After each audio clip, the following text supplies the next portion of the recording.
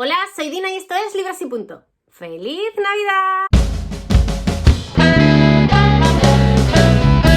Hoy, como ya es costumbre en el canal, el día de Navidad os traigo mi lista de favoritos del 2023 en el que hay un total de 11 libros. Normalmente me limito a un top 10, pero este año, obligadas circunstancias, han hecho que este top sea de 11. Empiezo sin más dilación con el 11, que no es otro que la nostalgia de la mujer anfibio, que resulta que es un libro, creo que fue el primer libro de este año. Si no fue el primero, fue el segundo, fue el primero al que le di 5 estrellas y yo me creía que iba a ser un año maravilloso de libros fantásticos y estupendos, de muchísimas estrellas.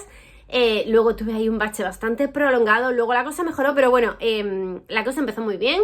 La nostalgia de la mujer anfibio es un libro ambientado en Galicia, muy gallego, que nos cuenta, yo creo que una historia de realismo mágico, pero a la gallega. Y eso es un plus. Si eres de aquí, quiero decir, si eres gallego, lo vas a disfrutar el triple. El libro es muy bueno, aunque no seas gallego, pero si eres de aquí, yo creo que vas a ver muchas cosas muy reconocibles y muy fantasiosas y muy geniales. Creo que es un libro que puede gustar mucho por esa parte mágica que tiene de cuento de alguna manera.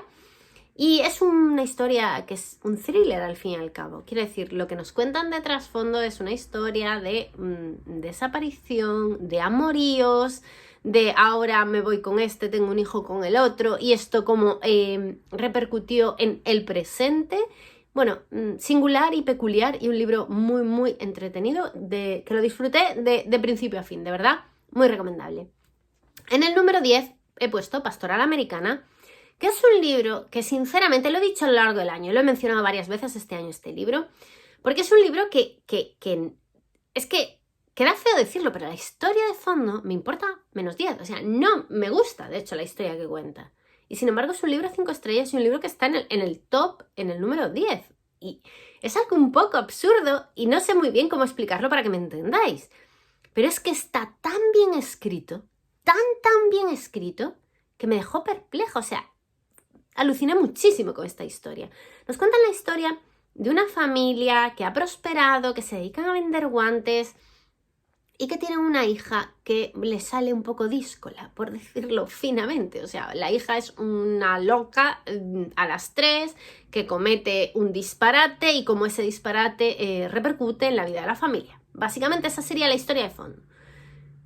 No me interesa la historia. Así, o sea, me da igual esa historia. No es algo que yo quiera leer, ni algo que me interese, ni algo que si estuviera escrito de una manera normal, yo creo que no hubiera llevado ni 3 estrellas.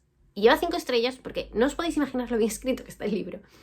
Hay una parte que fue, yo creo que lo que más me sorprendió, y yo creo que ya lo he mencionado también, en la que hablan de la fábrica de guantes de la empresa de la familia, de cómo se fabrican los guantes. Bueno, hay como una descripción que os digo tranquilamente que serían 6 páginas o incluso 10 páginas, yo no sé, un montón de páginas, contando una cosa que me importa, ya no os digo menos 10, menos 2000, y que me lo leí, pero disfrutando completa y absolutamente por cómo estaba contado. Es que es impresionante cómo escribe este señor.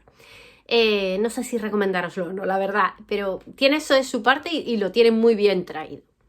En el número 9 he puesto Primera Sangre de Amélie Nothomb.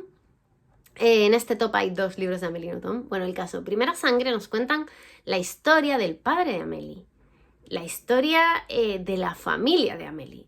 Y es genial. Si sois fans de Amélie, no diría que es una de sus mejores historias. No van por ahí los tiros. Pero si eres fan de Amélie, es muy disfrutable porque descubres un poco de dónde viene esta mujer. Hay cosas, hay chifladuras de ella, que yo ya sé que es un poco un personaje, que ella probablemente en la vida real no sea tan así. Ella exagera muchísimo muchas cosas cuando las novela y cuando habla de sí misma y demás. Pero en este caso te da una pista de dónde viene ella. Ya no solo a nivel su padre y su madre, sino a nivel de sus abuelos, que es muy revelador. La parte en la que ella se va al castillo donde vive el abuelo, esa parte es gloriosa. O sea, la disfruté como una enana y me gustó muchísimo. Y por eso está en el top. Después, en el número 8, he puesto El peligro de estar cuerda de Rosa Montero. Es curioso, yo he leído muchas críticas de este libro, críticas que no son positivas, porque concluyen que Rosa Montero hace hace ciertas elucubraciones basándose en lo que ella quiere. Pero bueno, es que no creo que sea un libro científico ni mucho menos. Es un libro de Rosa Montero, con Rosa Montero contando sus movidas y sus películas, y en el que no sabes hasta qué punto hay autobiografía y no. Hace esto de pongo al personaje muchas veces por delante de la persona y cuento un montón de curiosidades sobre artistas. Y eso es genial, es muy entretenido. Ya, yo no sé si será el gran qué, pero el libro es entretenimiento en estado puro y hay una subhistoria muy, muy entretenida y muy interesante que tiene algo de misterio y de thriller que está muy genial. O sea, quiero decir, no solo se limita a hablar de que solo los locos o solo los excéntricos llegan a ser buenos artistas, aunque algo de eso hay. También hay una historia de fondo de algo que le pasó a ella personalmente, que, insisto, no sabes hasta qué punto está novelado, es real, que es muy genial y lo hace súper entretenido y muy agradable de leer. Ya sabéis que yo soy muy fan de Rosa Montero y muchas veces no soy objetiva, pero yo creo que este libro merece la pena. Es que es muy entretenido, insisto con la palabra entretenido porque es lo que es.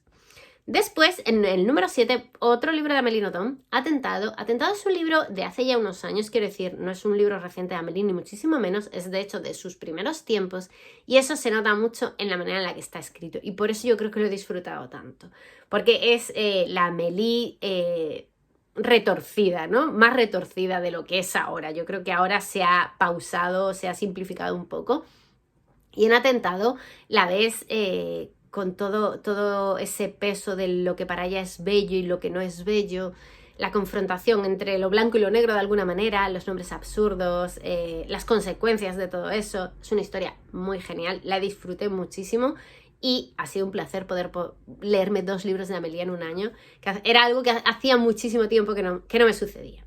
Después, en el número 6, he puesto Ru, de Kim Thuy. Este año me he leído 2 libros de Kim Thuy. Volvemos a Vietnam, volvemos a contar historias de migración, dramas absolutos, cómo afectó la invasión de Estados Unidos, la previa de Francia, cómo eso convirtió a la sociedad en algo que no era y cómo creó tantísimos conflictos. No sé, creo que es un libro súper, súper interesante en la línea de todos los de Kim Thuy para aprender cosas de Vietnam y hacerlo con esa cadencia deliciosa que tiene esta escritora, porque si algo de bueno tiene esta mujer escribiendo es que parece que estás leyendo poesía. O sea, escribe como Los Ángeles y es muy disfrutable a nivel literario, no solo por lo que cuenta, sino por cómo lo cuenta también. Y entramos ya en el top 5. En el número 5 he puesto Nos vemos allá arriba, de Pierre Lemaitre. Ya sabéis, os he dicho que este autor a mí me ha vuelto loca, me ha fascinado este año, ha sido un gran descubrimiento que yo, gracias a él, ha salvado bastante este año. Me he leído 5 historias suyas y me he tenido que contener para no leerme más porque me hubiera leído más, porque de verdad es que es muy bueno este señor. Nos vemos allá arriba, es una historia de guerra, de supervivencia, de amistad profunda y una maravilla, es una maravilla. Hay mucho drama, hay mucho drama, lo he disfrutado mucho por esa parte, quiero decir, porque es un drama muy real, muy creíble. Cada uno de los personajes, cómo se comportan unos frente a otros, los más buenos y los más malos, dentro de una misma familia, son todos súper creíbles y fácil de sentir empatía. No sé, muy bueno Pierre Lemaitre y me he tenido que contener para no poner los 5 libros en el top, os lo digo sinceramente. Después, en el número 4, he puesto Los niños de Borgo Vecchio, que fue un absoluto y completo descubrimiento. Nuevamente os tengo que volver a hablar de realismo mágico, pero en este caso a la italiana. Yo creo que es algo que disfruto mucho cuando convierten la realidad en una especie de cuento y le atribuyen ciertos poderes mágicos a los personajes. Eso es muy genial, o por lo menos a mí me resulta muy genial.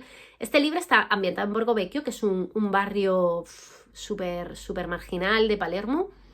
Y nos hablan de la historia, o sea, la historia protagonista sería la de 2 amigos, 2 niños chicos, y el objeto de sus afectos de uno de ellos, pero a la vez es la historia del barrio, porque no hay un único protagonista, ni muchísimo menos, es que podríamos decir tranquilamente que hay 10 protagonistas. Es una historia coral, una historia, ya os digo, de miseria y de mucha desgracia, pero es fantástico, es hipnotizante. A mí esta historia realmente me la bebí porque me tenía atrapada completamente. Y no os digo que me tuvieras atrapada tipo thriller, que quieres saber qué pasa. No, era otro tipo de embrujo el que me trajo este libro.